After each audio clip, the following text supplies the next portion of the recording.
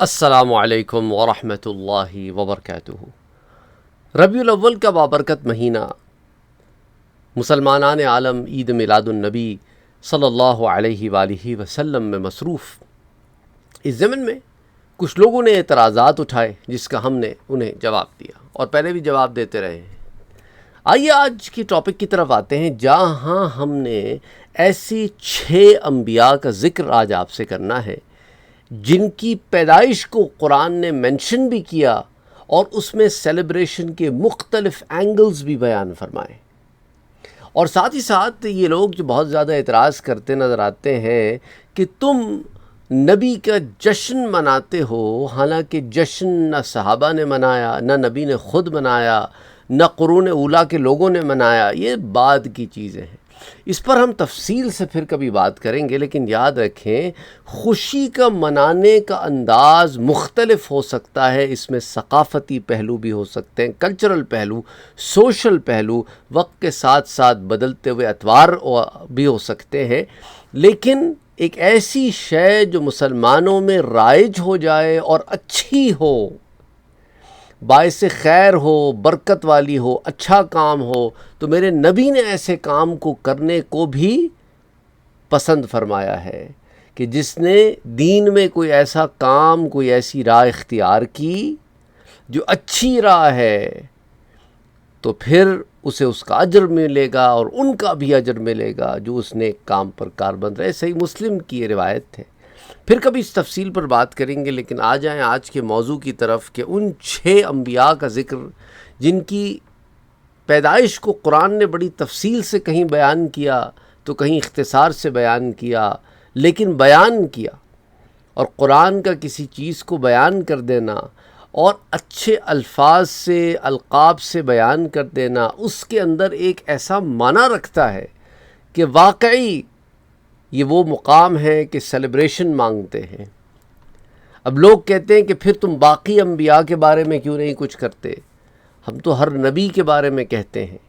لیکن خاص حضور صلی اللہ علیہ وآلہ وسلم کے بارے میں، کیونکہ ہم امت محمدی ہیں صلی اللہ علیہ وسلم، تو اس کے اوپر اجماع امت ہے،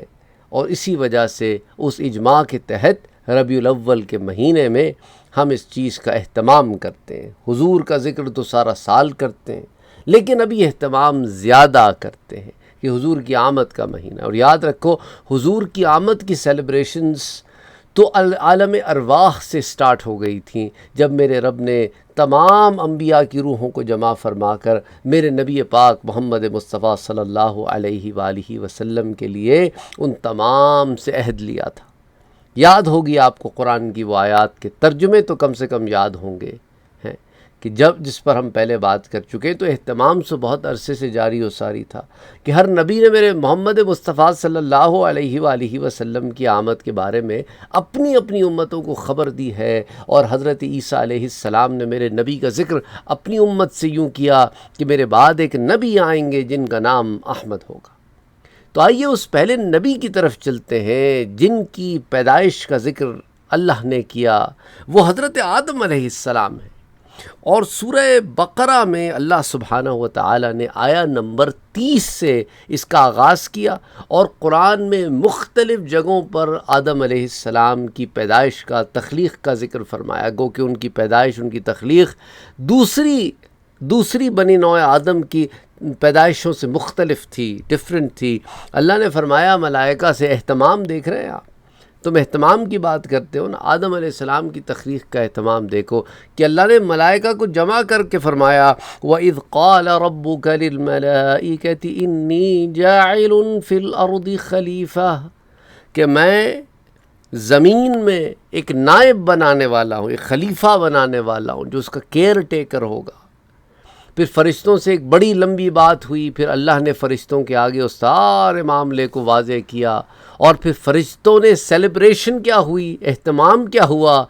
آدم کو سجدہ کرایا۔ اچھا، آدم علیہ السلام کی تخلیق کو بھی اللہ نے قرآن کریم میں اس کے 7 مراحل کو بیان فرما کر اس بات کو کھولا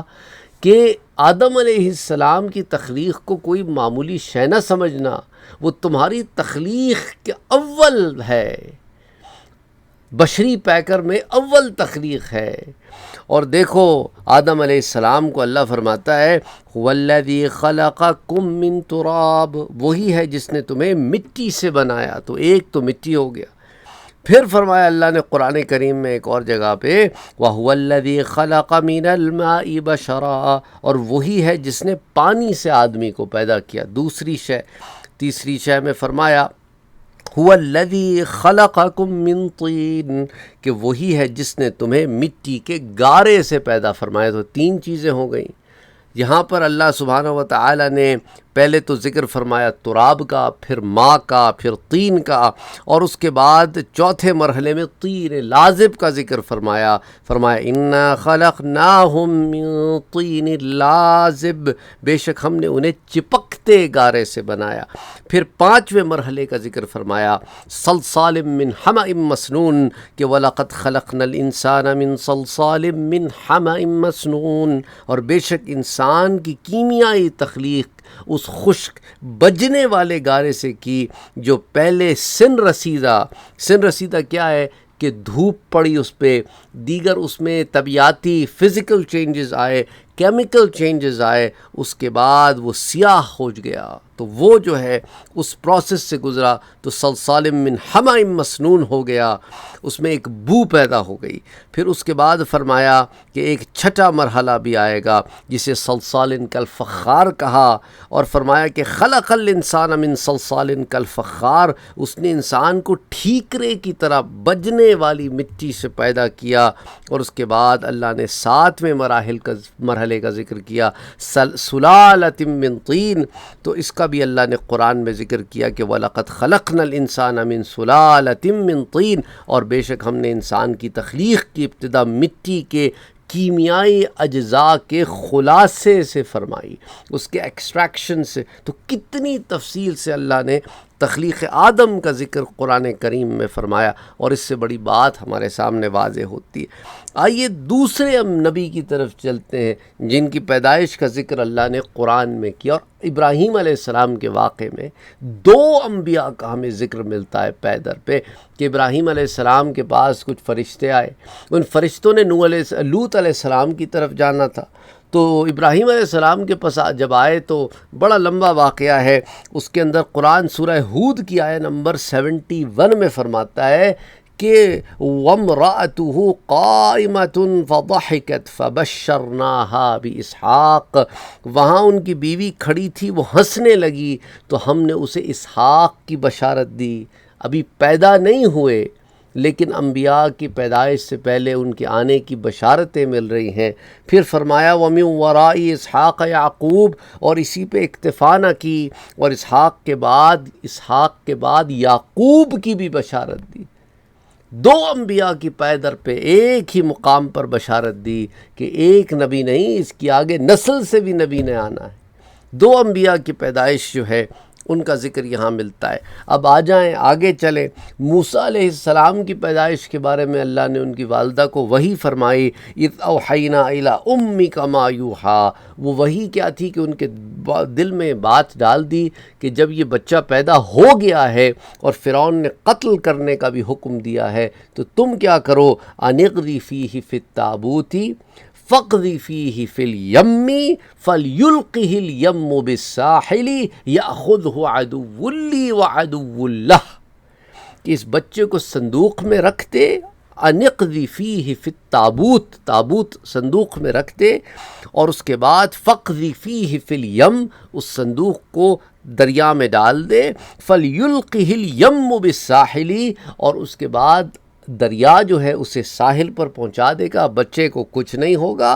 یأخذہ عدو لی وعدو اللہ، اسے وہ اٹھائے گا جو اس بچے کا بھی دشمن ہے، میرا بھی دشمن ہے، بچے کا بھی دشمن ہے۔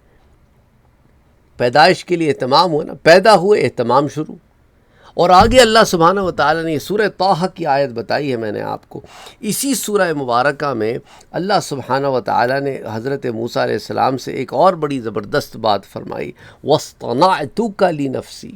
اے موسیٰ میں نے تجھے تخلیق کس لیے کیا ہے؟ اپنے لیے کیا ہے۔ اور اس کے بعد جب اپنے لیے تخلیق کیا ہے تو پھر تو میرے کام میں لگا ہے، اس لیے تیرے لیے یہ معاملہ کیا. اسی سورہ کی آیت نمبر 41 میں اللہ فرماتا ہے وَاصْطَنَعْتُكَ لِنَفْسِي، اور میں نے تجھے خاص اپنی ذات کے لیے بنایا ہے. تو اہتمام ہے نا، اہتمام ہے. اچھا اب آ جائیں سورہ مریم میں آپ کو لے چلتے ہیں حضرت زکریہ علیہ السلام کے واقعے میں کہ یا زکریا انا نبشرک بغلام، اے زکریا ہم تمہیں بشارت دیتے ہیں ایک لڑکے کی، اسمہ یحییٰ، اس کا نام یحییٰ ہوگا. یعنی نہ صرف ایک نبی کی پیدائش کی بشارت آ رہی ہے، نبی کا نام بھی رب نے تجویز فرمایا، اور یہ بھی فرمایا کہ لم نجعل لہ من قبل سمیہ، اور یہ ایک ایسا نام ہے جو آج تک کرۂ ارض پر زمین پر کسی انسان کا یہ نام رکھا ہی نہیں گیا. اور اس کے بعد آگے تفصیلات آتی ہیں کہ وہ پوچھتے ہیں کہ پھر اس کی نشانی کیا ہوگی، اور وہ ساری نشانیاں آئیں. پھر ان کی پیدائش ہوئی، اور ان کی پیدائش کے بعد اللہ سبحانہ و تعالیٰ نے انہیں خاص مقام عطا فرمایا، اور پھر ان کو حکم دیا کہ یا یحییٰ خذ الکتاب بقوہ وآتیناہ الحکم صبیہ. اور وہ سارا کچھ بتانے کے بعد اللہ نے کیا فرمایا وسلام علیہ، سلامتی ہو یحییٰ پر یوم ولد، جس دن یحییٰ پیدا ہوئے. سمجھ آئی بات؟ یہ سیلیبریشن ہے، انداز جدا جدا ہیں لیکن ہے یہ سیلیبریشن. آ جائیں چھٹے نبی کی طرف، سیدنا عیسیٰ علیہ السلام کی طرف آ جائیں. اسی سورہ مریم میں اللہ سبحانہ و تعالیٰ نے عیسیٰ علیہ السلام کی پیدائش کا اہتمام فرمایا، اس کے لیے فرشتے کو بھیجا، حضرت مریم کے لیے وہ تمام معاملات ہوئے جس کی تفصیل یہاں موجود ہے. اور ہم حضرت مریم علیہ السلام کی سیرت میں بھی قصص الانبیاء کی جو سیریز ہے اس میں حضرت مریم پر جو ہم نے رکھے ہیں 2 دروس، اس کے اندر بھی ہم نے اس کو بڑی تفصیل سے کور کیا ہے.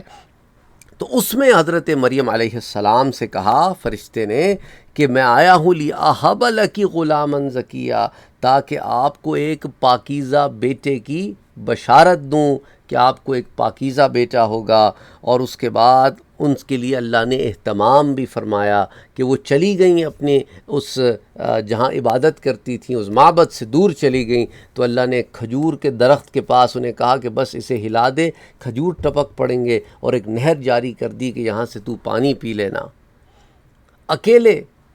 زچگی کے عالم میں اکیلے ڈلیوری ہوئی بچے کی، قوم کے پاس بچے کو لے کے آ گئیں. وہ سارا معاملہ پیش ہوا، اور اللہ سبحانہ و تعالیٰ نے پھر یعنی حضرت عیسیٰ علیہ السلام کی برت سے پہلے سے ان کی برت تک ایک بڑی تفصیلاً اس کا ذکر ہے، اہتماماً ذکر ہے.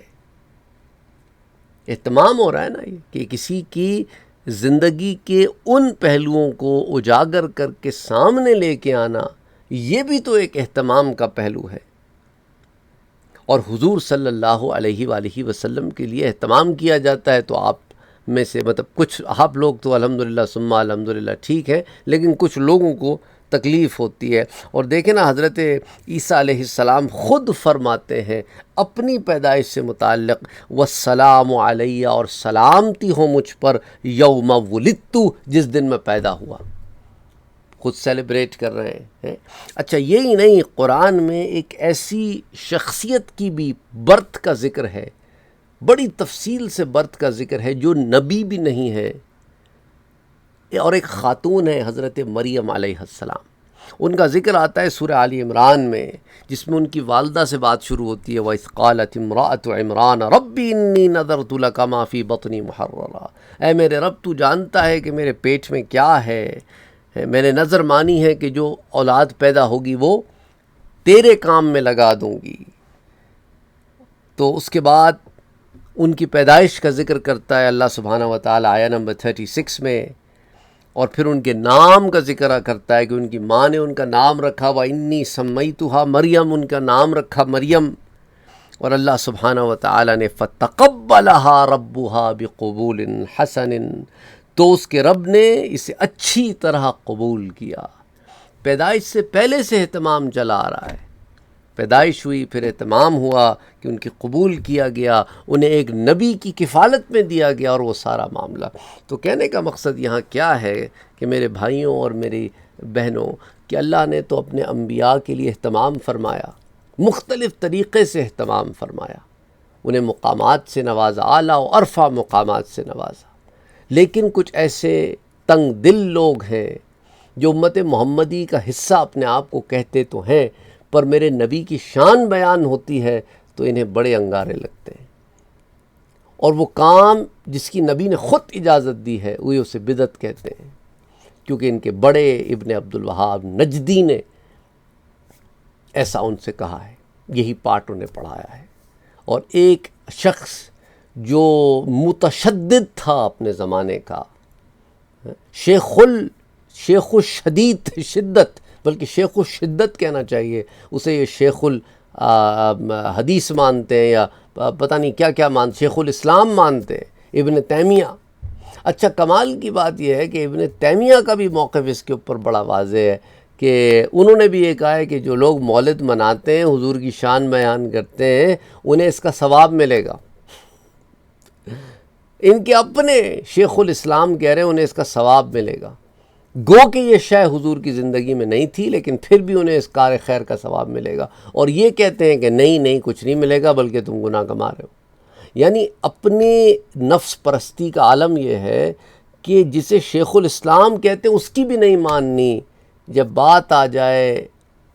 ابن عبد الوہاب نجدی ڈاکٹرائن ورسز ابن تیمیہ ڈاکٹرائن، تو ماننی ابن عبد الوہاب کی ہے، لیکن شیخ الاسلام ابن تیمیہ کو کہنا ہے۔ اللہ ہدایت دے، اور کیا کہہ سکتے ہیں۔ السلام علیکم ورحمۃ اللہ وبرکاتہ۔